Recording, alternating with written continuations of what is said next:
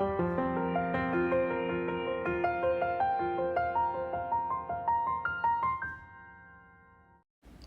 everyone, welcome to my channel. So today I wanted to do a painting with my portable painter, which is a lovely little travel palette. I just set it up and I've put all my most used favourite colours in it. And I thought I would do a painting for you guys today using that palette. So I've got cadmium yellow, lemon yellow, cadmium red, magenta, ultramarine, cobalt blue, transparent umber, transparent sienna, caput mortem, olive green, yellow ochre and Payne's grey as my colours. And they're the go-to colours that I use all the time. So I'm going to do a wildlife painting. I'm going to do a little frog, a little tree frog. So yeah, I'll start by drawing the basic outline and then I'll start to add colour. I'll pop the palette up onto the right of screen when I start to paint and show you how I mix as well. Yeah, so just I'll let you sit back and enjoy the sketching process for now.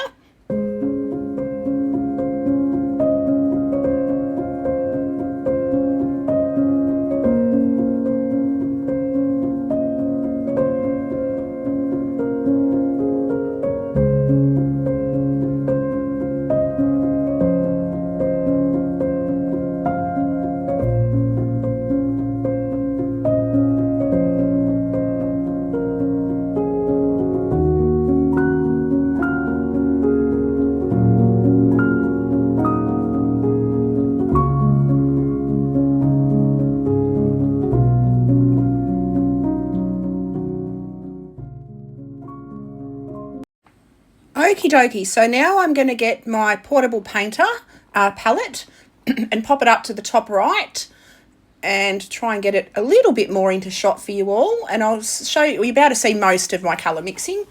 And I'll pop my little card that's got my swatches on it just to show you the colours that I'm using. I'm going to try and mix a lot of my own today because I just need to practice mixing my own colours. I tend to have a lot of what do they call them? A lot of convenience colours on my other palettes. That's why I thought I'm going to downsize and try less amount of colours just for a bit of fun. And these are my Schminkes. They're one of my favourites. I've just actually got Paul Rubens and I absolutely adore them. But I thought just for fun for my portable palette, I'll pop my Schminkes in. So I've popped a diluted wash of yellow ochre down onto the bottom of the frog in the shadow areas. I'm just going to put a wash to fill in the lighter areas on his underside. And as you can see, I'm adding quite a bit of water. I'm going to start also to mix a blue or a green with cobalt blue and cadmium yellow and a little bit of lemon yellow as well. I'll mix a couple of different kinds of green. I'm just popping the yellow on first, just so that the lighter areas, when I go over them, that I'll leave those as little highlighted areas. And I'll put the green around them and I'm just popping a wash of that lighter colour all over him. So with watercolour, you work from light to dark. So yeah, so now I'm mixing up my green, my first layer of green. I'm using a bit of cad yellow, a bit of cobalt blue. And I'm just going to pop that first layer very lightly over the top of the whole pretty much body of the frog. I'll leave little gaps here and there for highlights and let the white of the paper be the highlight.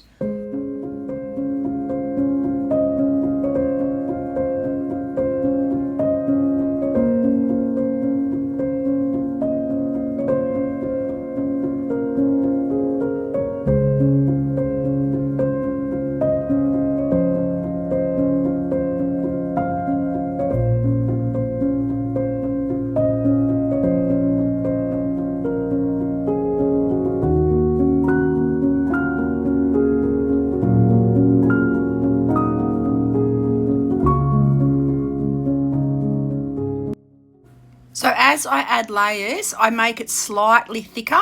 So I add more blue, more yellow, less water, more pigment, and I slowly build up the layers into darker greens, just using the same blue, same yellow, and working my way up the layers. So the first layers are the lightest, the second layer's stronger, and I build up layer after layer. And I think there's probably about 4 or 5 layers going up to the deepest, darkest shadows. So yeah, I'm just starting with light washes of that simple green mix first.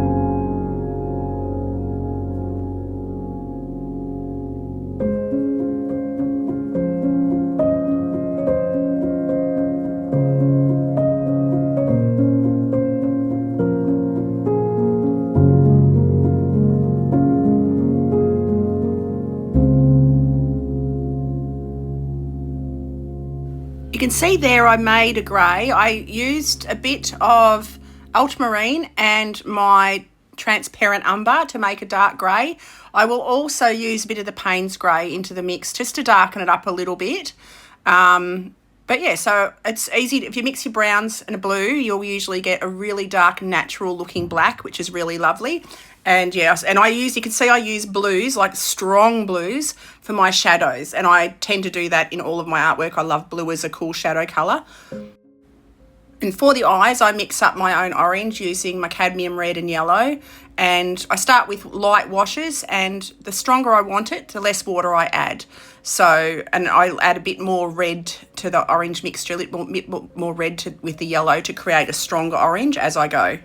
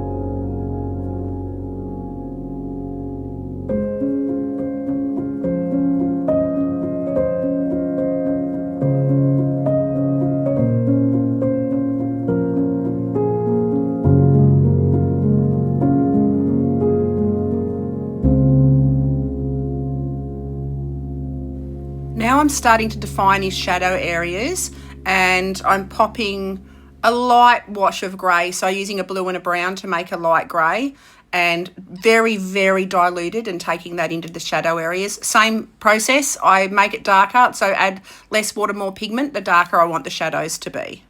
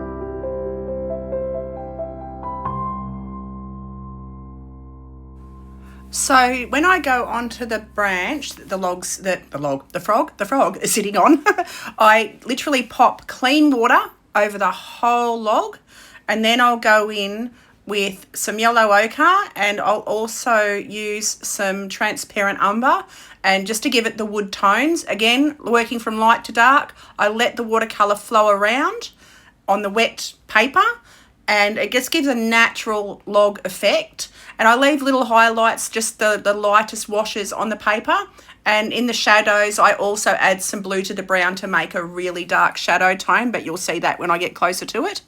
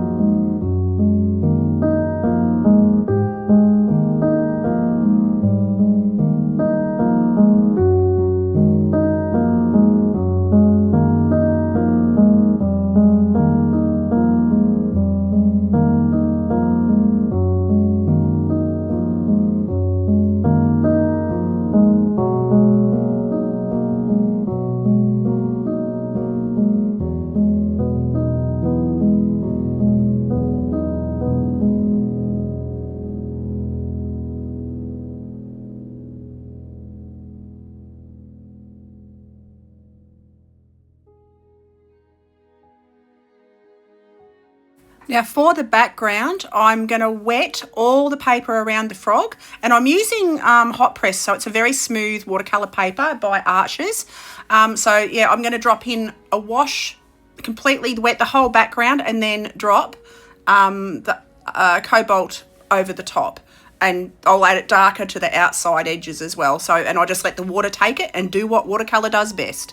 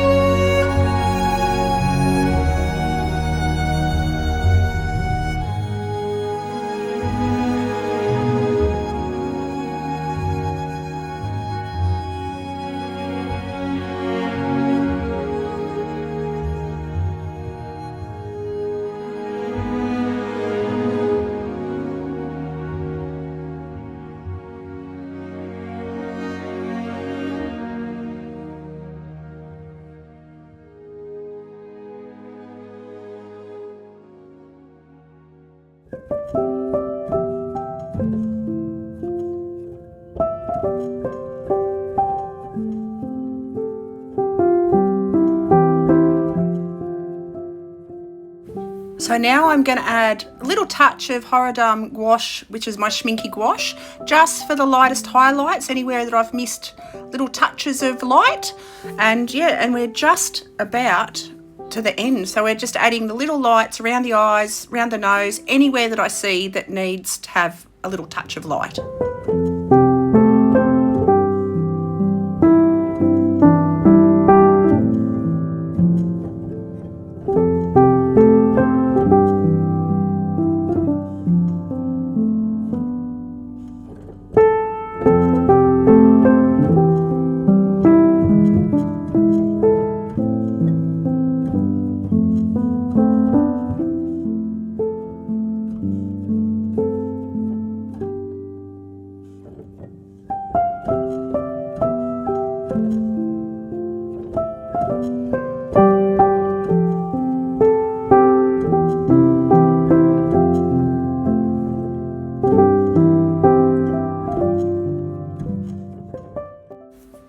So thank you so much for watching. I hope you enjoyed this video. Love it if you click like, subscribe, share, do all the things, press all the buttons, and I will see you all for the next video. Thank you so much for hanging out and watching. See you next time. Okie doke. Bye.